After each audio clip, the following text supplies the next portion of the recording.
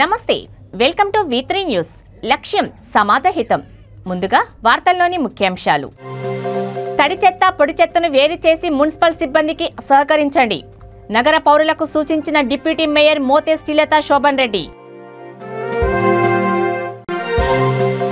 ప్రజలకు double bedroom ఇల్లు కట్టిస్తామని చెప్పి మోసం చేసిన తెలంగాణ ప్రభుత్వం టీఆర్ఎస్ పై మండిపడ్డ కేంద్ర మంత్రి కిషన్ రెడ్డి విచారణ పేరిట ఉద్దేశపూర్వక వేధింపులు సరికావు అవినీతి నిరోధక శాఖ తీరుపై తెలంగాణ ఉద్యోగుల సంఘం ఆవేదన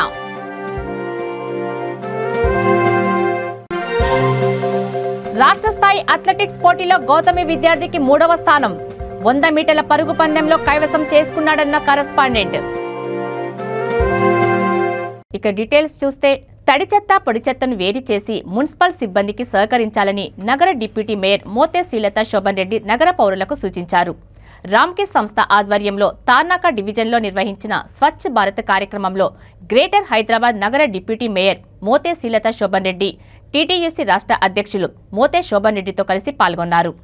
తార్నాకలో పలు ప్రాంతాలలో వారు పర్యటిస్తూ పర్యావరణ పరిరక్షణపై అవగాహన కల్పించారు. నగర పౌరులు బాధ్యతగల పౌరులుగా వ్యర్థాలను చెత్తబండికి అప్పగించడం మన కర్తవ్యమని ప్రజలకు అవగాహన కల్పిస్తూ చైతన్యపరిచారు. ఈ సందర్భంగా డిప్యూటీ మేయర్ మాట్లాడుతూ ఇంటి వద్దనే పొడి చెత్త తడి చెత్తను వేరు చేసి మున్సిపల్ సిబ్బందికి సహకరిస్తూ పరిసరాలను ఎల్లప్పుడూ పరిశుభ్రంగా ఉంచుకోవాలని సూచించారు.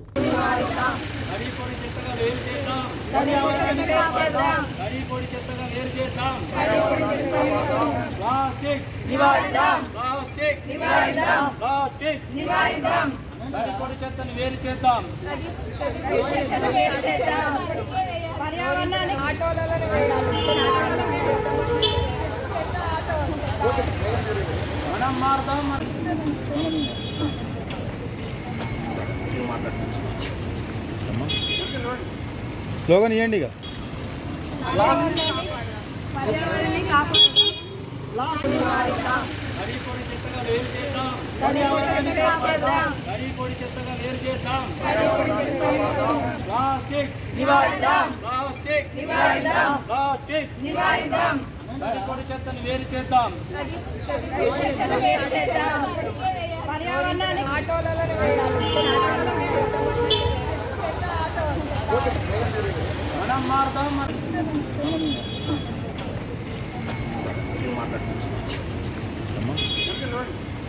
స్లోగన్ ఇవ్వండి ఇక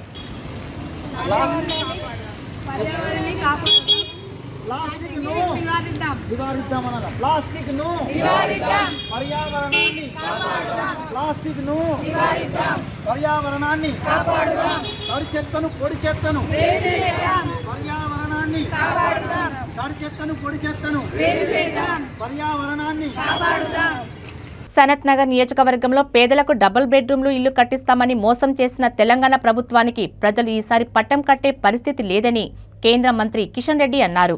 ప్రతి ఇంటికి ప్రభుత్వ ఉద్యోగాన్ని ఇస్తామని చెప్పి ప్రతి చోట తాగునీటిలో మురుగునీరు చేరి ఆ నీటినే ప్రజలు తాగే దుస్థితి దాపురించిందని ఆయన ఆవేదన వ్యక్తం చేశారు.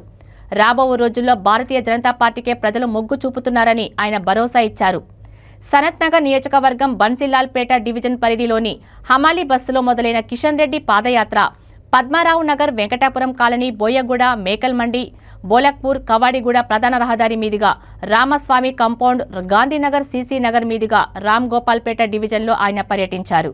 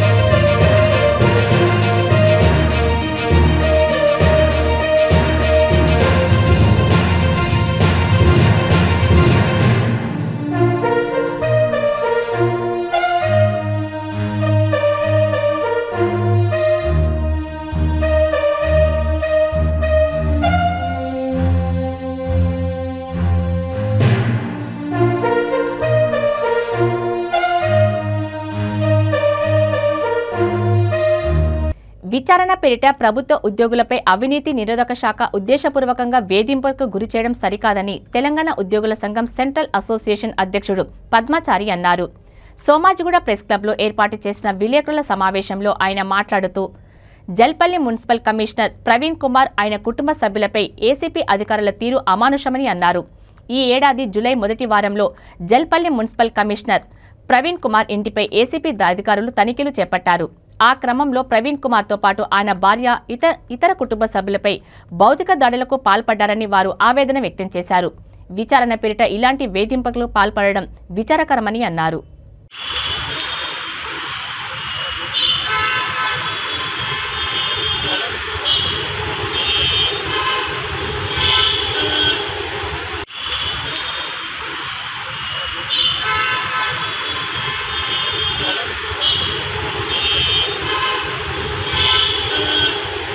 రాష్ట్ర స్థాయి అథ్లెటిక్స్ పోటీలో గౌతమి విద్యార్థికి 3వ స్థానానికి చేరుకున్నాడు.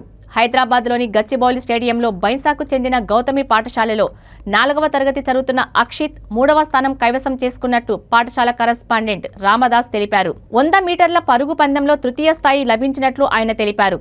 ఇలాగే ఇటీవల నిర్మల్ జిల్లా స్థాయిలో పరుగు పందెంలో మొదటి స్థానం కైవసం చేసుకుని ఈ విద్యార్థి రాష్ట్ర స్థాయికి ఎంపికయ్యారు. విద్యార్థిని పాఠశాల ప్రిన్సిపల్, ఉపాధ్యాయులు పలువురు అభినందించారు.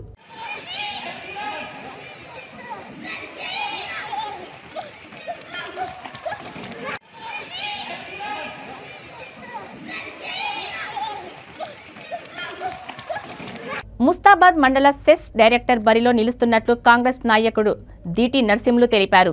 ఈ విషయాన్ని కాంగ్రెస్ పార్టీ అధిష్టానం దృష్టికి తీసుకువెళ్లినట్లు, అవకాశం కల్పిస్తే పోటీ చేస్తానని అన్నారు.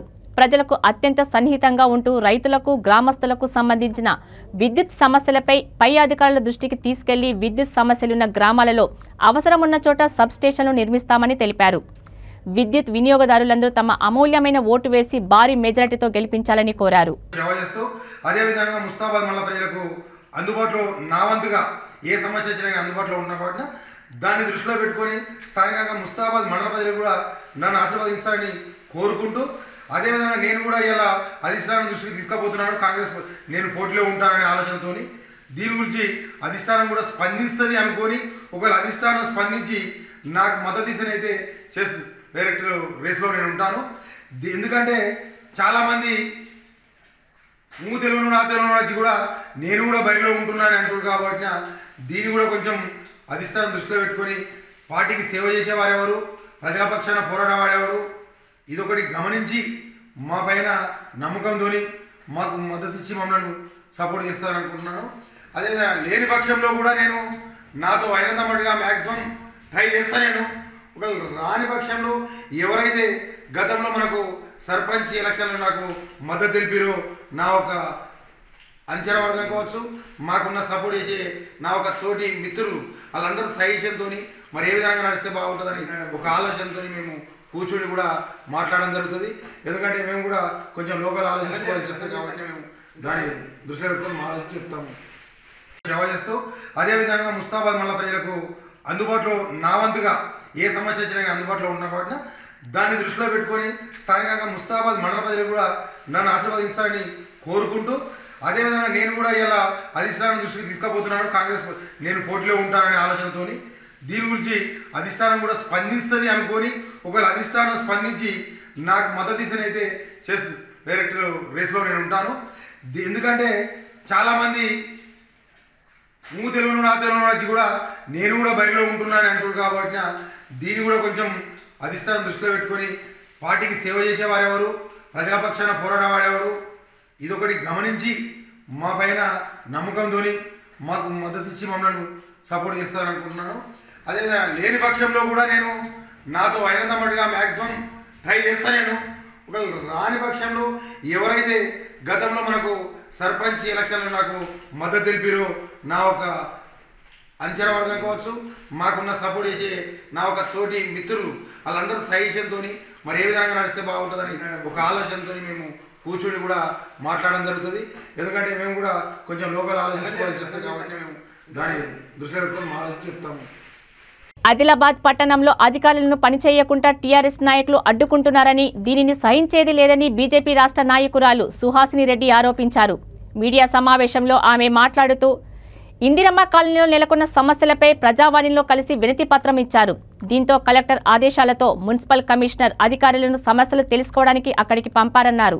కానీ అక్కడే ఉన్న టీఆర్ఎస్ పట్టణ అధ్యక్షుడు స్థానిక కౌన్సిలర్ అధికారులను బెదిరించి అక్కడి నుండి పంపించారని ఆరోపించారు. నిన్న ఆమె ఫీల్డ్ విజిట్ చేశారు.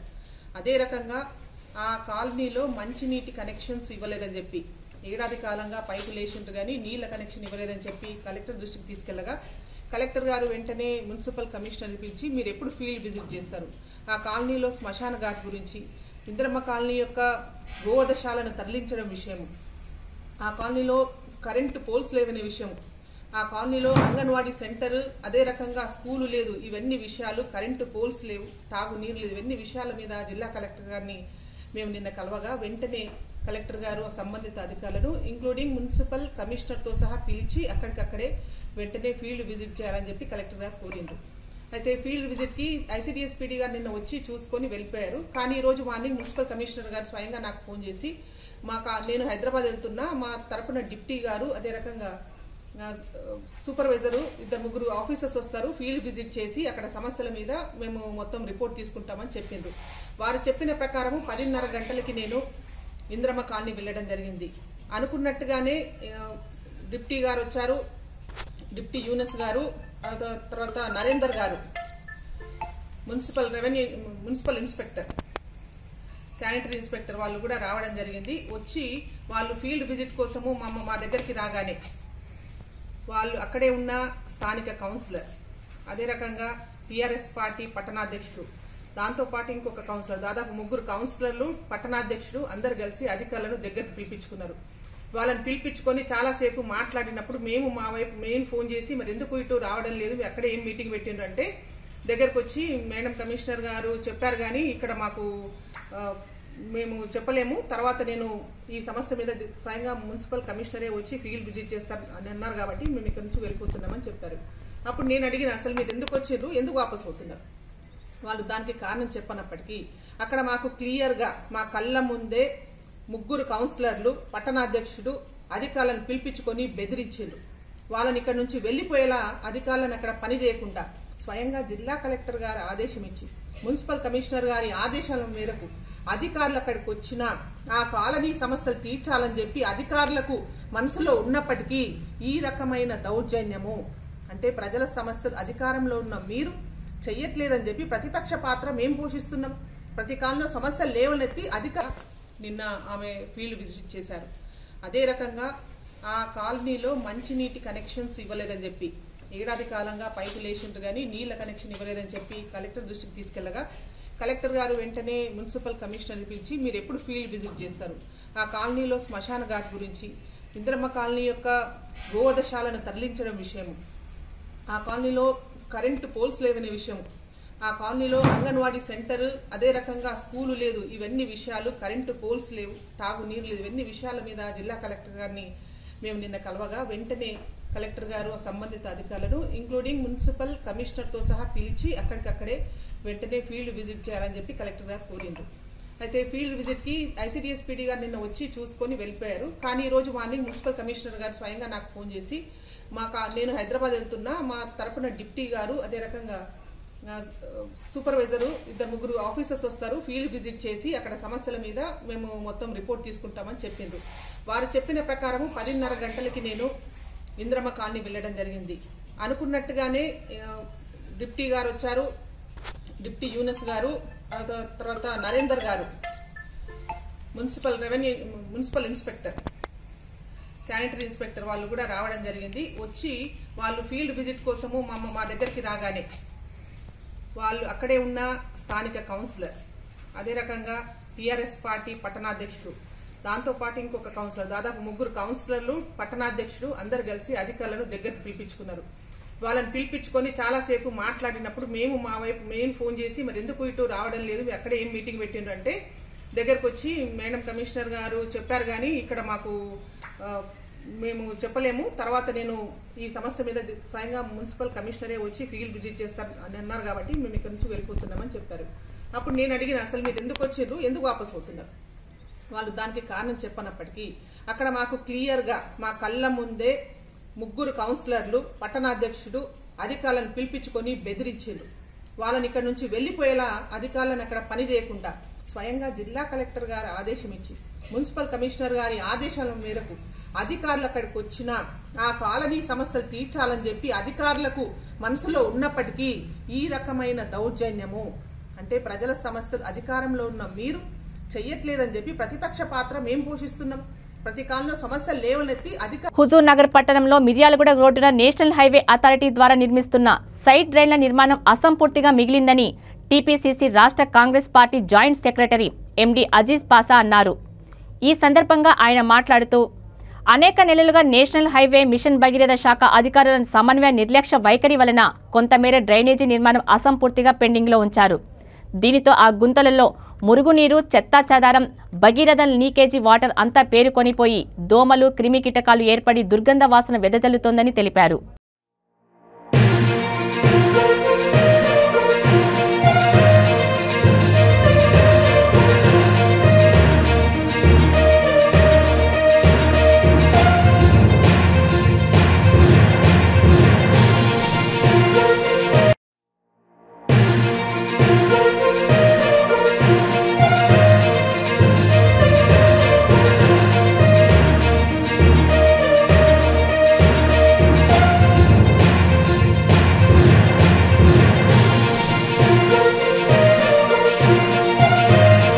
సూర్యాపేట జిల్లా ఎస్పీ ఎస్ రాజేంద్ర ప్రసాద్ ఆదేశాల మేరకు she teams incharge Suryapet DSP Parike Nagabhushanam ఆధ్వర్యంలో Arvapalli police station SI Anjireddy Thimmapuram ప్రభుత్వ పాఠశాలలో, అర్వపల్లి కస్తూర్బా గాంధీ పాఠశాలలో మహిళల భద్రతపై, సైబర్ నేరాలపై పోలీస్ కళా బృందం షీ టీమ్స్ భరోసా సెంటర్ ద్వారా అవగాహన కార్యక్రమాన్ని ఏర్పాటు చేశారు. పోలీస్ కళా బృందం చేత షీ టీమ్స్ మహిళా భద్రతా రక్షణ 100 డైల్ గురించి విద్యార్థులకు అవగాహన కల్పించారు.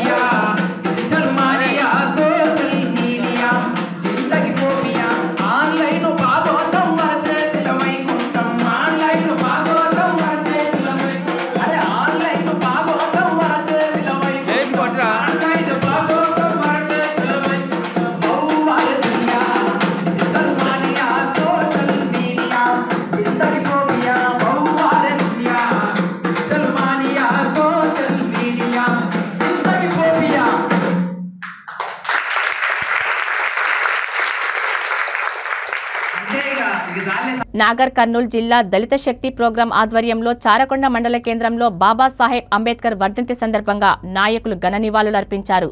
డీఎస్పీ రాష్ట్ర అధ్యక్షుడు డాక్టర్ విశారదన్ మహారాజ్ పిలుపు మేరకు చారకొండ మండల కేంద్రంలో అంబేద్కర్ వర్ధంతిని ఘనంగా నిర్వహించారు.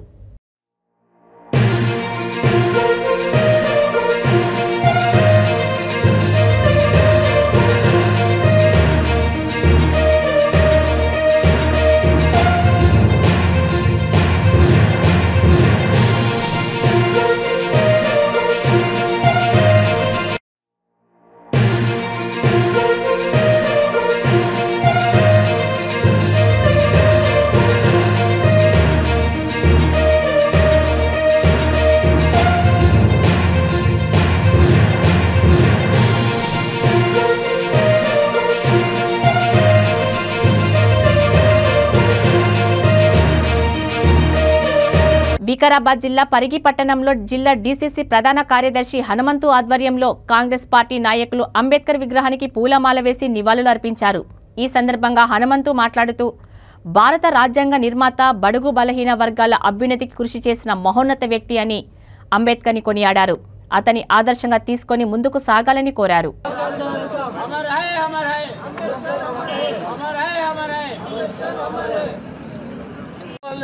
ఈ సందర్భంగా ప్రతి ఒక్కరికి విజ్ఞప్తి చేస్తూ సెలవు తీసుకుంటాను. జై భీమ్, జై భీమ్, జై భీమ్, జై భీమ్. డాక్టర్ బిఆర్ అంబేద్కర్ గారి ఆశయాలను, డాక్టర్ బిఆర్ అంబేద్కర్ గారి ఆశయాలను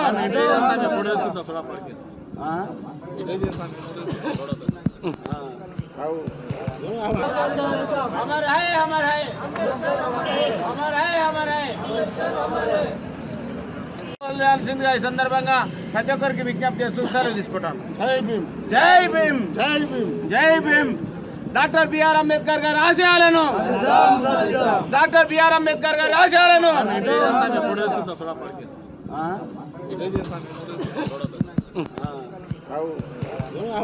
వార్తలు ముగించే ముందు ముఖ్యాంశాలు మరోసారి. తడి చెత్త పొడి చెత్తను వేరు చేసి మున్సిపల్ సిబ్బందికి సహకరించండి. నగర పౌరులకు సూచించిన డిప్యూటీ మేయర్ మోతే శ్రీలత శోభన్ రెడ్డి. ప్రజలకు డబుల్ బెడ్రూమ్ ఇళ్లు కట్టిస్తామని చెప్పి మోసం చేసిన తెలంగాణ ప్రభుత్వం. టీఆర్ఎస్ పై మండిపడ్డ కేంద్ర మంత్రి కిషన్ రెడ్డి. విచారణ పేరిట ఉద్దేశపూర్వక వేధింపులు సరికావు. అవినీతి నిరోధక శాఖ తీరుపై తెలంగాణ ఉద్యోగుల సంఘం ఆవేదన.